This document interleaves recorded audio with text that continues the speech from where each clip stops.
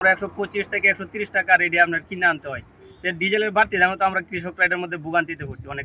নিজের জমি আছে 5 একরের মতো, মারাই কল আছে এবং টিলার টুলি আছে। এইগুলো আপনার চলাচলের জন্য তো ডিজেলের প্রয়োজন।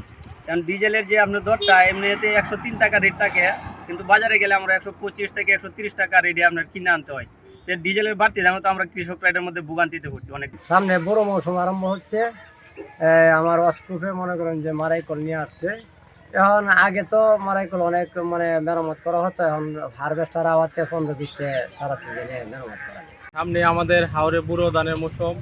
এখন আমরা বুড়ো ধান হাওর থেকে উঠে বিভিন্ন বাজারে বিক্রি করার জন্য, এই ধান উঠানোর জন্য আমরা এই স্টিলবডি নৌকাগুলা মেরামত করতেছি। এখন আমরা সেগুলো নিয়ে ডগে আইছি।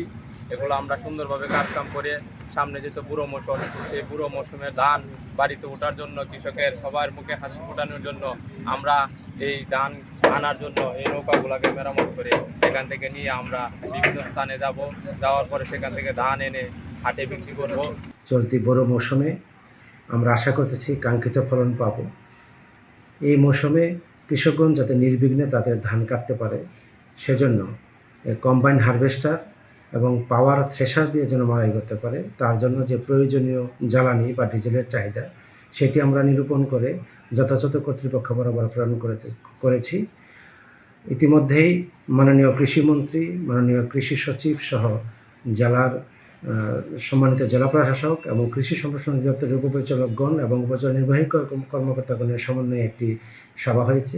সেই সভায় আমাদেরকে আশ্বস্ত করা হয়েছে যে প্রয়োজনীয় পরিমাণ জ্বালানি বা ডিজেলের সরবরাহ নিশ্চিত করা হবে।